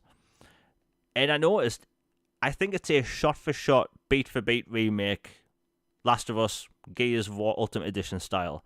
because after playing those games many times, people have been wondering, like, are they going to add more content because Metal Gear games are short? Are they changing things up? And I look at these 8 screenshots and think, that's the same game. Like, I was noting specific areas, literally the same size, laid out the same way, and it had basically everything the same. So I don't know what to think, because the problem is they showed us a CGI trailer. They showed us Big Boss in, fancy CG. But I see those screenshots and think, okay, it's going to look a lot better than the original release, with lots of detail and stuff. But if people are expecting a Final Fantasy VII style remake, they are not getting that game. And I'm confident enough to say that, by the way, because those screenshots looked identical to a game I played a few months ago. Identical. Like, this, if people get bored at some point and don't believe me, there's a cave underneath the bridge in one of the official screenshots. It's the exact same cave, exact same shape as the one in the original release. Now, I'm still going to buy it because I love Metal Gear, and honestly, if it's pretty and all that stuff, but like, Konami came out and said the voice actors are returning. Or I should say the same voice actors are in this game. So I'm thinking they've taken the voice files, right? Which also sounds a lot like The Last of Us in Gears of War Ultimate Edition. Also, in Ultimate Edition, you did get multiplayer and added PC content. So that was at least more effort into that game. But generally, this is going to be the same style remake. Logan, does that disappoint you at all? Because I'm 100% confident to say this, and people can clip me if I'm wrong. Like, I think people are sorely mistaken if they think this is a Final Fantasy VII style remake where it's going to have a bunch of added content, and that's that. I think it will have modern gameplay, but that's all we're getting. Yeah, I was a bit disappointed, to be honest. It kind of feels like one of those games they're going to put a $70 tag on, but it's not a $70 game. Like a remake, kind of like that. Like, this feels more like a $40 game to me. But you know how they price things these days, so it won't be. But I like the idea of playing a prettier version of the game, but I had hopes that they'd add more content or more, side missions, or maybe expand the lore a little bit, do something to justify the experience rather than just simply, here's a slightly slicker coat of paint that we put on it, and we're going to recharge it for you because we can, and here you go. It kind of just feels that way right now. Yeah, I do want to get it, but if they release this at $70 and it's the same game, like, I don't think it's going to do well. Like, there's a website called How Long to Beat, and it'll tell you how long it takes on average to finish a game. And I think it said like 25 hours or something like that for Metal Gear Solid 3. Like, that game is not that long. Most of the time in that game that's like drawn out is dialogue, is cutscenes. But when it comes to gameplay in Metal Gear games, like, we all know, most of the gameplay in that game is very minimal. So if people think we're going to get a full-on remake, like newly directed cutscenes, new made everything, that isn't it. Because if you look at the CGI trailer, obviously it's CGI, and look at those screenshots. If you've played the original game, we get in the original game just prettier. But if it's got modern gameplay, then it'll be worth it for me. But I think that $70 price, if it is 70, it's going to be a bit of an off-put for some people. Anyway, when the trailer ended, we got a slideshow, basically, of or a still image of the Metal Gear Solid collection. It's going to contain 1, 2, and 3, and that's all the information we got. I think it said it's coming late this year. And the thing about that game is it kind of leaked way beforehand, but the day afterwards on PSN, the store listing leaks. And it's listed as HD collection versions. So Metal Gear Solid 2 HD, basically the versions we have on Xbox right now that are backwards compatible, but you can't buy at the minute. So my thought is that they are taking the HD collection we already have, they slapping the original Metal Gear Solid and giving us it again. Like, I've accepted at this point. It looks like that's the case. the games were already 60 FPS. I'll put it that way. So I can't like I shouldn't have me expectations for this, but like I would hope they would up the resolution at least to 4K because they already 60 FPS, the 1080p. I think the 720p. Like they should at least up the resolution, but we are basically getting the same games we already have, but with Metal Gear Solid for the first time. Logan, what do you think? Because that's like as a collection of games, we should have expected. Oh yeah, it's just going to be straight up ports, but it is literally the collection we have now, but with an extra game. Yeah, I think that's a bunch of hogwash. That's it's typical, just like 2K or Activision pre-merger, or certain publishers have a rep for trying to just get as much money as possible from an IP and just milk it dry and just report it, and it feels more of that. I mean, yay, there's an additional game, so that's good, but again, like I really want Metal Gear Solid 4 to somehow get its way to modern console, even if it's just a cloud version somehow. Like I just want to play it on modern consoles. Surely they could figure that out somehow instead of just constantly porting these over and over and over again just cuz. Yeah, so that game is going to be listed as Metal Gear Solid Master Collection Volume 1. So we're obviously going to get a 2. Well, my hopes and dreams were crushed. Thanks, Jez Corden. Ruined my day. I was thinking maybe we'll get Metal Gear Solid 4 in Collection 2. That makes sense, right? So Jez kind of hinted on Twitter that we aren't getting 4. It looks like Konami may actually be skipping out on 4, cheaping out on us, and not putting in the work to port over Metal Gear Solid 4. And like when Jez hinted that, I believed him because it just seems like the most obvious thing. Like that game would require some effort, and I think they just want to put out the collection of game without any effort. Like I put it like this: the screenshots they put in for the original Metal Gear Solid game, it's the PlayStation 1 version. It's not even upscaled. That's how bad it looks. So anyway, I'm going to predict what's in Metal Gear Solid Collection Part 2. Peace Walker, Portable Ops, Revengeance. We aren't going to get Metal Gear Solid 4, and my heart is broken because that thing is stranded on PlayStation 3. My PlayStation 3 sounds like the helicarrier from Avengers. I can't, Yeah. My PlayStation 3 is only hooked up for that one game. It's still hooked up to this day, and I don't like turning it on. The controller's uncomfortable. It sounds like it's about to take off, and frankly, like more people should be able to play that. Like that game could run on a Switch, right? It should be ported to everything. They could change things. They have the source code, but they're going to cheap out. Like when I saw the screenshots of Metal Gear Solid 2 and 3, I was like, oh, that's the exact same version because I played it last week. So, yeah, Konami's cheaping out, and I'm sad. Anyway, we'll move on because we have a lot of games to go. Alan Wake 2 comes out this October. Oh, by the way, another multi-platform game. Alan Wake 2 comes out this October. It looks phenomenal. Alan Wake is back. He looks like John Wick for some reason, but hey, I'm good with that. And you get to play as someone else in the game as well called Saga. The game looks good. Honestly, it looks really good. It looks like how you'd want a modern Alan Wake to look. Bright Falls is in there. There's a new area which looks like a city. It's a gorgeous game, and I've been waiting a decade for this. Yeah, it looked good. There's not much else I can say. I just hope they don't pull a fast one on us. You know how in Metal Gear Solid 2, how like I was playing that as a kid thinking, wow, I'm playing as Solid Snake in this amazing game, and then an hour later, for the 90% of the game, I was playing as Raiden. Like, that was. Do you know how disappointing that was to people?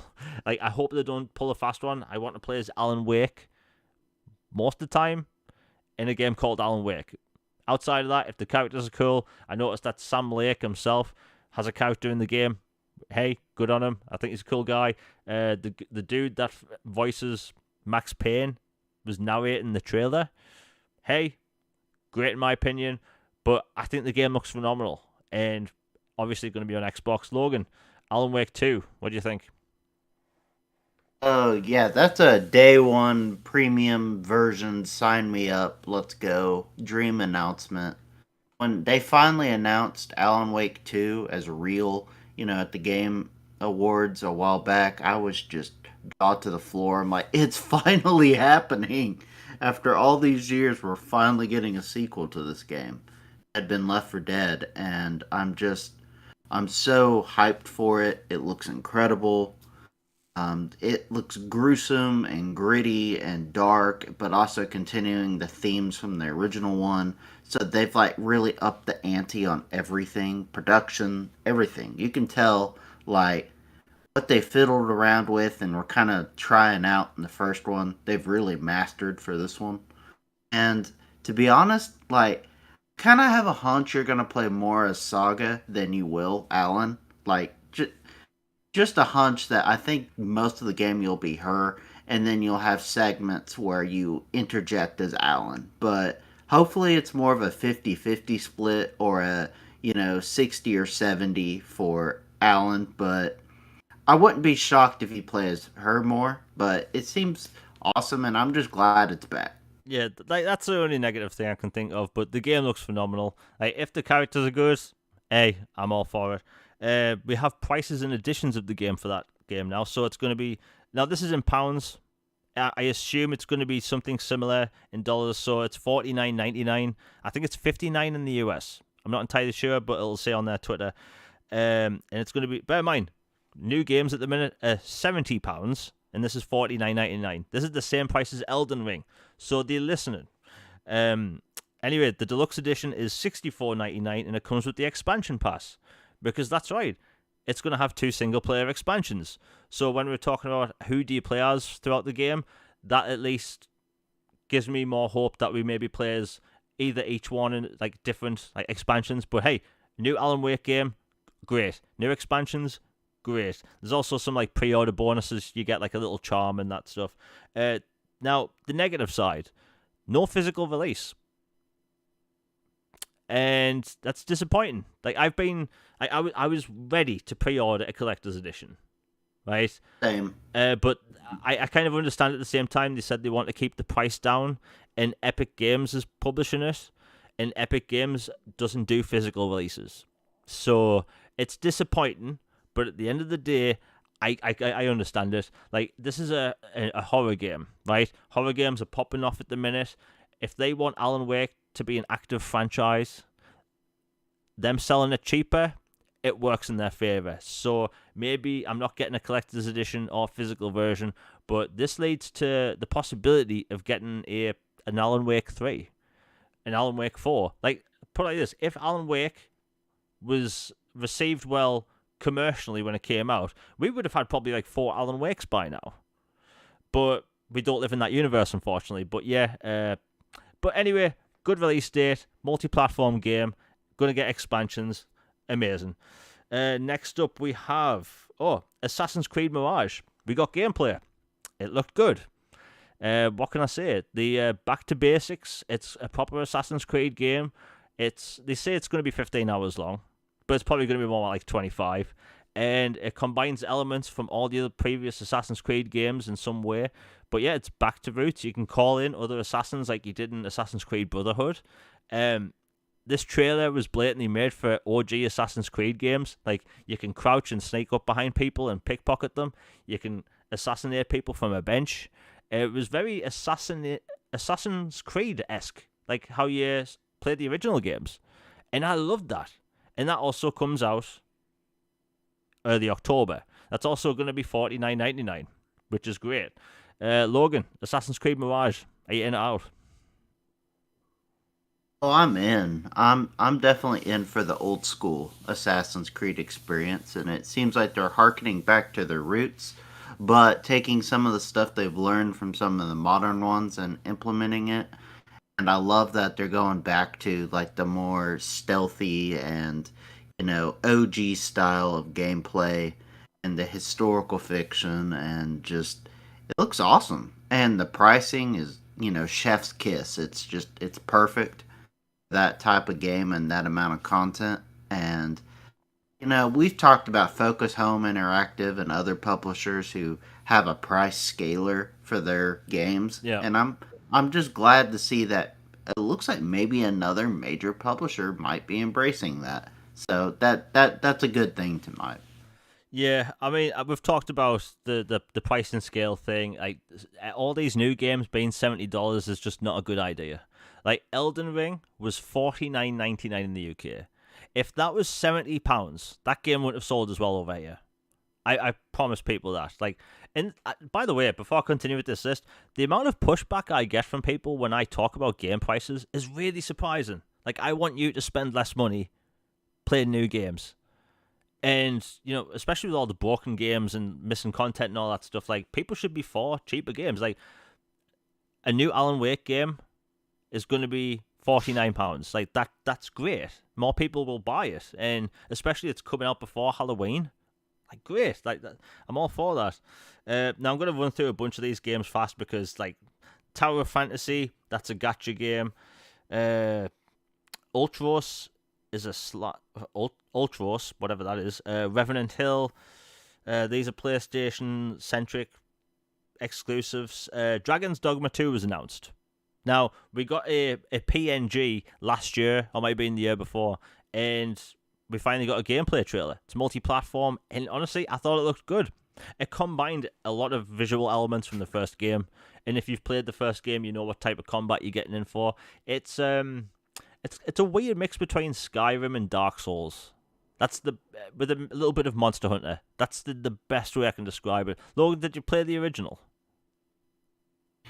I haven't played it personally, but I'm familiar with the idea of it, the premise, like where you have like these pawns. They're called pawns, like your companions, and like you train them up and you set them with presets and stuff, and it's a very Japanese style take on a Western RPG, if that makes any sense. Yeah.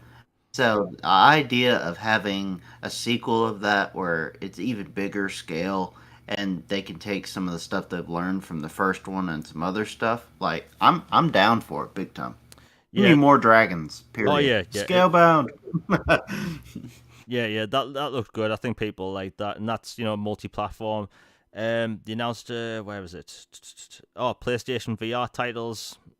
I mean, I don't really do VR. Marathon. Yeah, Bungie's bringing back Marathon. It's a multi-platform game. We got a CGI trailer. I mean, the disappointing thing I found about that is it's not going to have a campaign. It's going to be strictly multiplayer, which I think that makes Sam out. But yeah, Marathon looked decent anyway. There was a Destiny DLC. I don't really know anything about Destiny. PlayStation. Oh, okay. They announced some hardware. Now, I'll get the earbuds out of the way. I think more companies need to make wireless gaming earbuds. I've talked about this on the podcast before. I've talked about this on Twitter. Gaming earbuds would sell like hotcakes. And the fact that more companies aren't making them surprises me. That you can buy a pair from Razer that works on Xbox. I haven't used them yet. If Razer want to send me out a review copy or review pair, I will happily do that. But like gaming earbuds just really aren't much of a thing. And so when they announced them, I thought it was a pleasant surprise because if they sell well, that'll convince other companies to make some. Maybe Xbox first party earbuds. I'm all for wireless gaming earbuds. Logan, I know you said in the past you're okay with wires, but they look pretty cool. Yeah, I'm all for them giving more accessory options to people and headsets or um, AirPod type things or corded or headsets or whatever. So the fact that they're getting some more PlayStation ones seems cool to me. Yeah, I have a feeling they'll be about $300 because that is the price of Sony's other like wireless earphones. So I don't think they're going to be cheap. And then they announced the PlayStation 5U, or should I say Project Q. It's a DualShock 5 cut in half and with a tablet in the middle. And the only thing you can play on them is PlayStation 5 games from your console via remote play, and you can't leave your house. And I don't understand why it exists. Like, we can stream games to our phone right now, and you can stream to your phone via like xCloud and PlayStation service, right? But this device only streams from the console, and that's it. So you have to be sitting nearby, ready to charge because it has a 3 to 5 hour battery life, and it has less functionality than a Wii U tablet. Like, I was surprised they announced that. Like, I know there was rumors beforehand, but I don't understand why it exists. Logan, people have been all over the place this past week, but like, it's a weird shape. It's a portable device that can't leave the house. It's strange.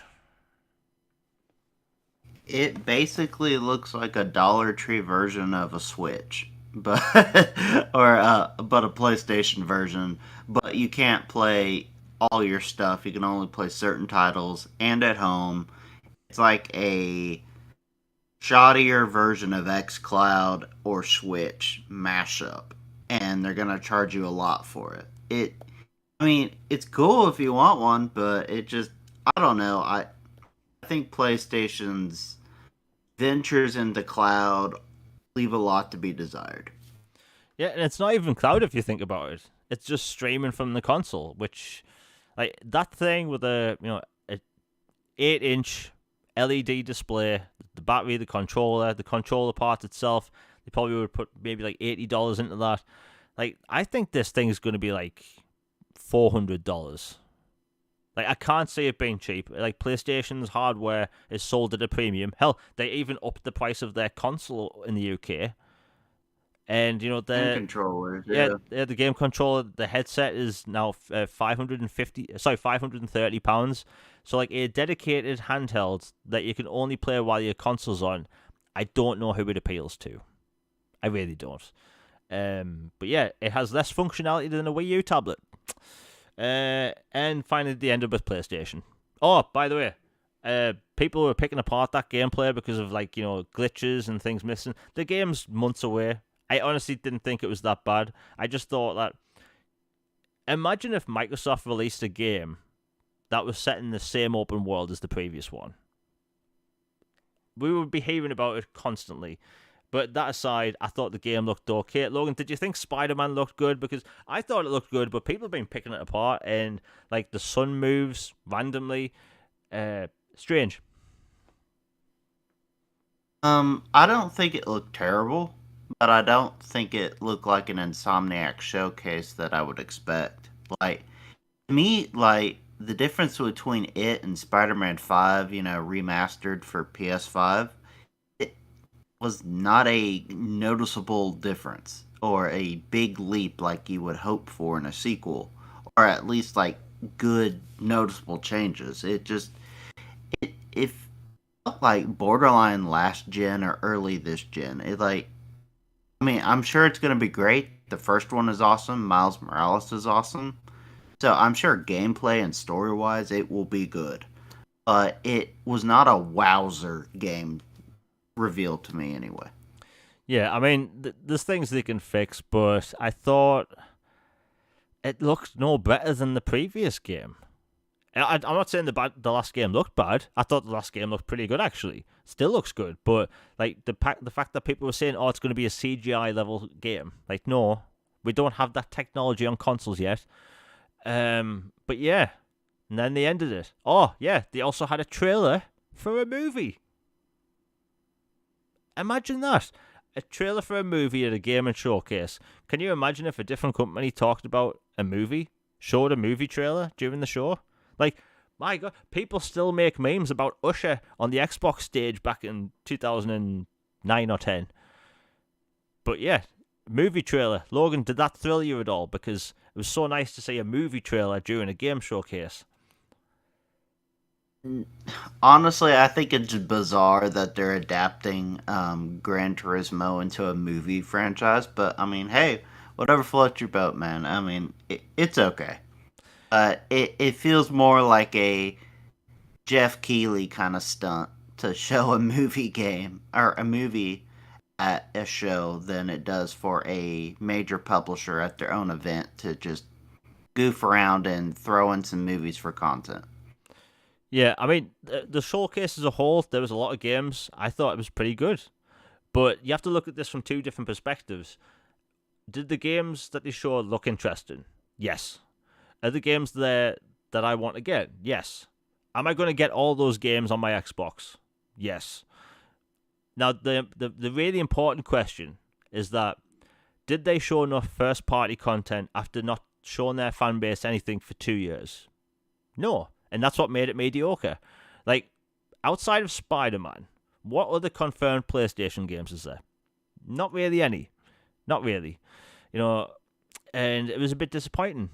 So where do we go now? Where does this lead to Xbox? Now, if Microsoft put on a show like that after a 2-year drought of no talk, they would have been cooked up on social media.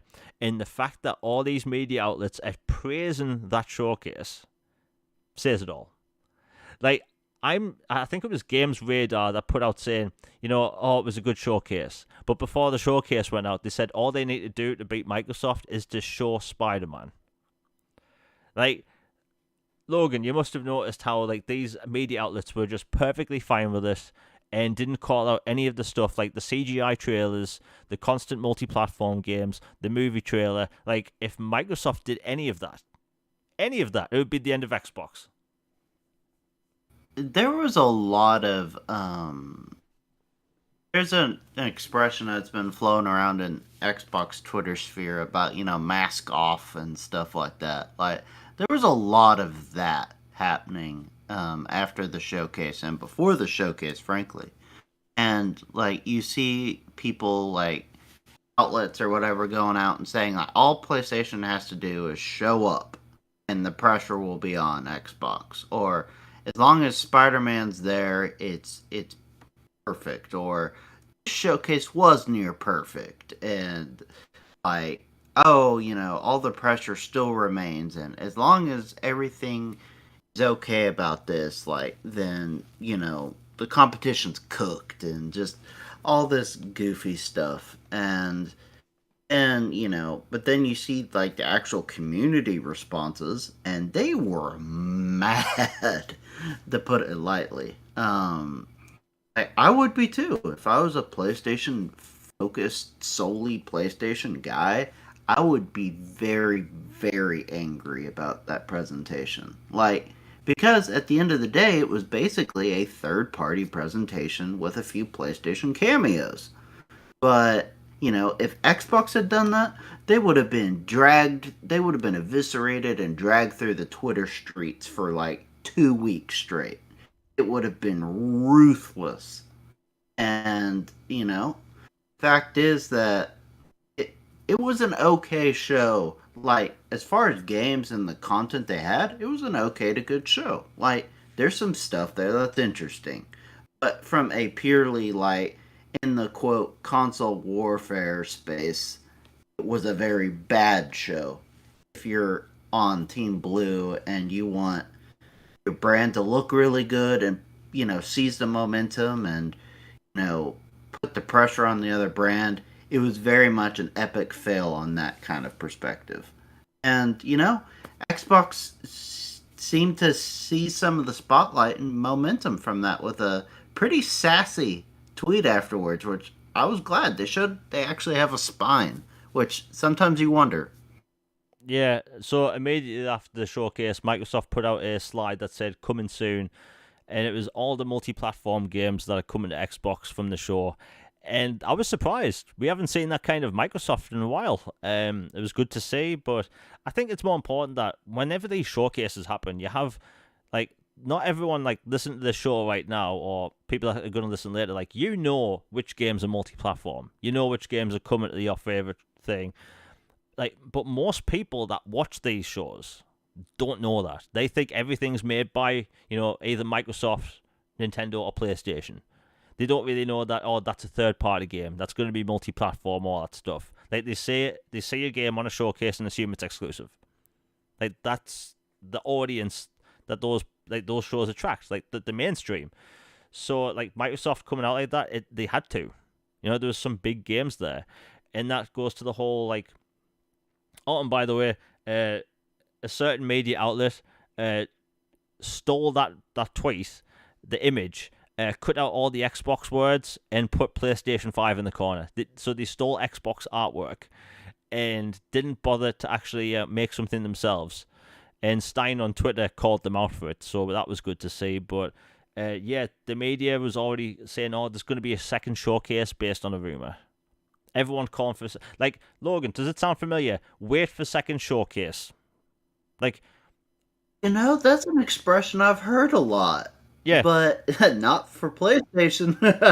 yeah. Like, if you're an Xbox So, fan, like we know all the announcements, the big announcements at an E3. That's always been the case for gaming. So if you say I'm looking forward to E3, you get one, let's be honest, asshole reply that says, "Oh, wait till E3." But now they're saying wait till next showcase, which hasn't been announced, or we don't even know it exists. So now let's talk about the reactions. Now, extremely negative. Like, I saw some reactions as a little science experiment while the kettle was boiling. I decided to check out some reactions by PlayStation fans and content creators, oh, and I noticed some they all acted the exact same way at certain points. I'm not going to call anyone out because I don't want anyone to get like any bother out, but they all looked extremely disappointed every single time a game was shown that didn't say exclusive at the end. They only seemed excited when it came to third-person games, and whenever there was an indie shown, they all said, "Oh, it's a Game Pass game." That's the big problem with the fan base over there, or a chunk of that fan base. They paint themselves into a corner of a specific kind of game they play. They're unwilling to play other games with different camera perspectives. Because whenever there was a first-person game shown, they rolled their eyes. Every single one, beat for beat, the same way. And I think that's a major problem with like Sony as well. Like, people are so used to Sony's third-person, over-the-shoulder action-adventure games that they're not pushed towards to play something else. Because if you're locking yourself into third-person, over-the-shoulder, single-player action-adventure games, you are missing out on some amazing games. Some absolutely amazing games. Look at Vampire Survivors. It looks like it came out in 87, but it won Game of the Year by BAFTA Game Awards because it's one of the most addictive games I've ever played, and it's incredible. And it's such a simple game.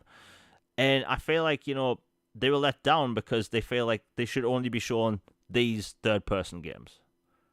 So while, I'd say first party, they were let down because they've been waiting for 2 years, like, they shouldn't really box themselves into this very specific genre. And I think that's a big problem. Now, where does Microsoft learn from this? Or what do they learn from this? If they show Starfield gameplay, which obviously they go into their game showcase, if they show Avowed, Hellblade 2, I should say, yeah, Hellblade 2 gameplay, a few other surprises, maybe a Gears collection, but that's been rumored forever. Like, I think they've got it in the bag. Like, I think Microsoft, they've cooked, like, just before the podcast went live, the official Xbox Twitter account, they posted a video of sprinkling glitter everywhere and posted about the Xbox showcase. And then Stein posted on Twitter, let me see if I can find it. It says, legends say we will be vacuuming up for ages. Like, I think Microsoft's been cooking something up for a while because everything leaks for them. The entire E3 showcase of leaks in advance, multiple years ahead, they seem pretty quiet this time. So if they show Avowed, Hellblade, some surprises, maybe some shadow drops with Game Pass stuff, like, I don't like using the term win E3 because nobody really wins. You have the media that portray one as a winner and the other as a loser, but like, people have been saying Microsoft needs to have a good show. They do. They really do. But they would need to have a good show whether Microsoft has, or should I say, whether the PlayStation showcase was bad or not. Like, it's not that, it's not that simple. Sony had a mediocre showcase. That doesn't mean Microsoft should hold back, and I don't think they will. But I think Microsoft have set themselves up for a really good, place when it comes to their stance in the media and with gamers in general, because they also have to attract new gamers with all the stuff they're going to show. And I think we'll get things like, the Forza, release date and stuff. And as you were saying before, Logan, like, we're obviously going to get updates for games we know about, such as Sea of Thieves and Grounded. And the truth is, Microsoft has done that at every showcase for like 6 years. Like, that's always been a thing now, and I'm fine with it because I've expected it. Like, literally, since Sea of Thieves released, they've done updates for every single one of their live service games.